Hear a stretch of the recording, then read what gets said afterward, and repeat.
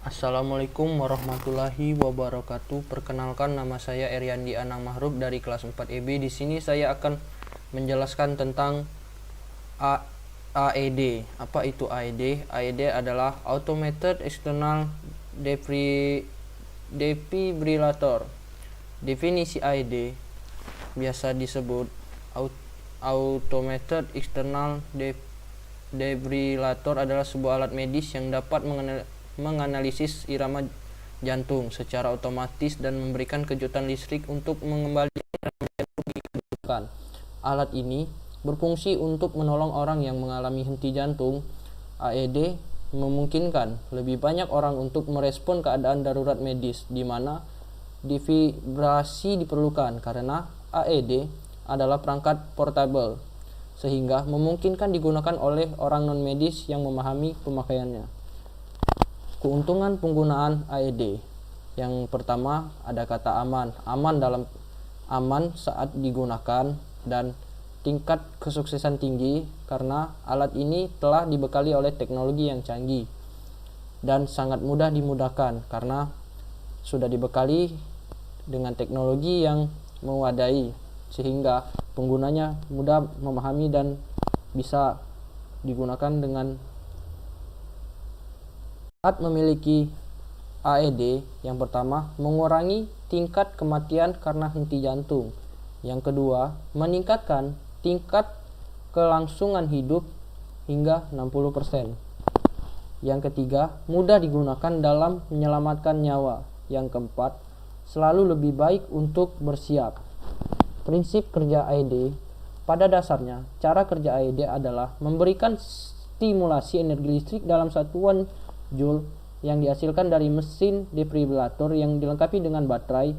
Energi tersebut disalurkan melalui elektronoda. Portable defibrillator telah dilengkapi dengan tombol charger yang dapat digunakan untuk mengisi energi, dan ada juga tombol defibrilasi untuk melepaskan energi listrik tersebut.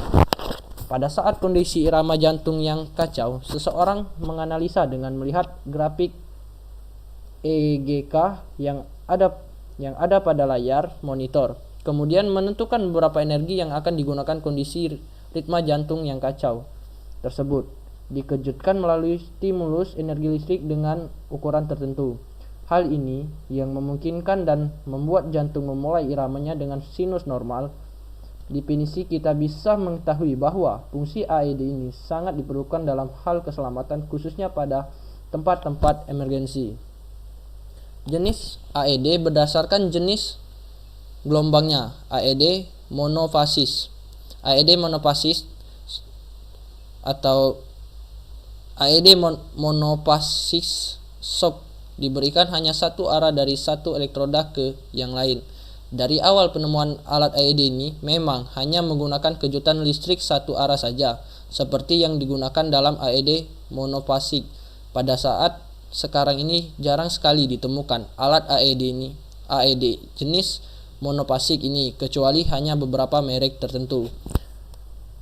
AED bifasik awalnya arah shock dibalik dengan mengubah polaritas elektroda di bagian akhir dari kejutan yang disampaikan. Perbedaannya dengan monofasik adalah arus listrik yang digunakan menggunakan arus listrik yang mengalir dua kali.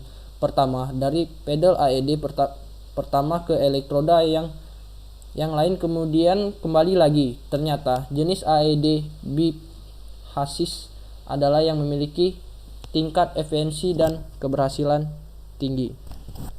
Itu yang kedua.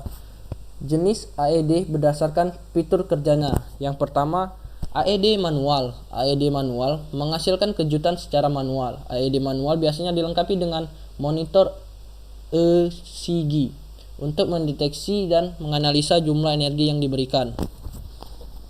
Yang kedua, AED semi otomatis. AED tipe ini memungkinkan tenaga kejut secara langsung ke jantung. Biasanya digunakan di ruang operasi dalam situasi tertentu, sepertinya di ruangan ICU. AED otomatis. AED ini akan menganalisa ritma jantung pasien secara otomatis dan akan menentukan beberapa energi yang akan dilepaskan. Alat ini biasanya digunakan di tempat outdoor karena bentuknya yang kecil, ringan dan mudah dibawa. Kesalahan saat menggunakan AED. Ada juga beberapa yang harus kita perhatikan dalam menggunakan AED.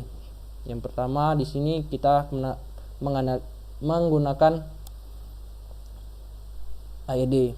Kesalahan yang pertama, jika pengguna AED tidak sengaja mengabaikan instruksi menekan tombol kejut listrik. Yang kedua, masih melakukan kompresi dada saat AED menganalisa denyut jantung. Yang ketiga, salah menekan tombol AED. Nah, di sini kita harus memahami juga prinsip kerjanya AED. Peraturan pemerintah mengenai AED. BPPKN, Badan Perlindungan Konsumen Nasional, merekomendasikan agar AED diwajibkan untuk dipasang di ruangan publik dan digalakkan gerakan pelatihan pengoperasian AED sebagai salah satu upaya penyelamatan nyawa manusia dan meningkatkan peluang hidup seseorang pada saat terjadinya cardiac arrest atau gagalnya fungsi jantung dan kardiovaskular disesi atau biasa disebut CVD. Hal ini dapat dilihat pada surat rekomendasi BPKN nomor 6 BPKN 9 2019. Ini adalah beberapa contoh surat yang langsung dikeluarkan dari dari pemerintah. Cara menggunakan AED. Yang pertama, pasang pada dada pasien. Yang kedua, pastikan tidak ada orang yang berkontak fisik dengan pasien. Yang tiga, tekan tombol stop. Yang keempat, periksa denyut nadi pasien. Yang kelima, jika tidak ada detak jantung, maka selanjutnya lakukan CPR. Bagian-bagian defibrilator. Yang pertama, ada baterai sebagai sumber DC-nya untuk mengaktifkan AED. Pada defibrilator, elektroda untuk mengantarkan listrik, monitor untuk melihat bagian-bagian yang mana akan dikerjakan, kabel EKG untuk pemantauan EKG, kabel SPO2 untuk pemantauan saturasi oksigen. Di sini juga ada bagian-bagian unit AED, bisa kita lihat ada beberapa bagian-bagian alat dari AED ini. Lokasi penempatan untuk alat AED. Yang pertama ada di ruangan rumah sakit, yang kedua ada di dalam damkar, yang ketiga ada di dalam mobil polisi, yang keempat ada di area publik. Untuk cara kerja AED di sini bisa kita lihat ada beberapa poin-poin penting untuk melakukan AED. Cara menggunakan AED. Yang pertama, periksa respon korban dengan menepuk bahu korban dan perlihatkan denyut nadinya. Jika tidak sadarkan diri, hubungi tenaga medis dan gunakan AED yang tersedia. Yang kedua, baringkan korban di tempat yang aman dan kering.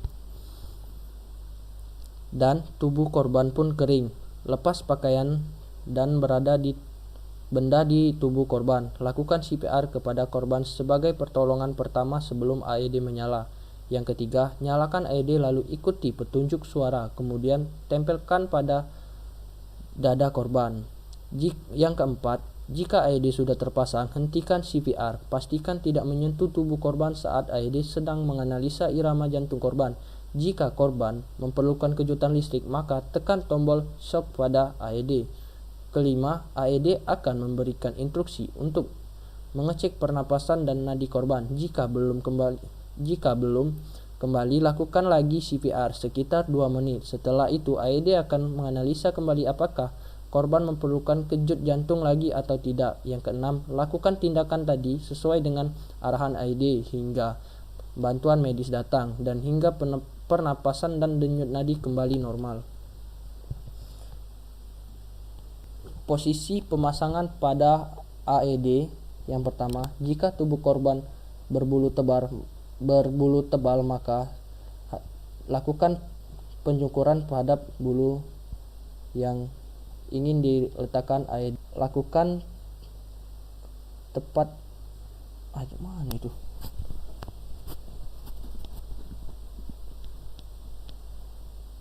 lah. Siapa yang dapat mengoperasikan AED? Yang pertama, personil non-medis seperti Polri, pemadam kebakaran, pramugari, penjaga keamanan, dan orang-orang non-medis lainnya yang telah dilatih dengan baik dapat menggunakan AED. Bagian-bagian AED trainer.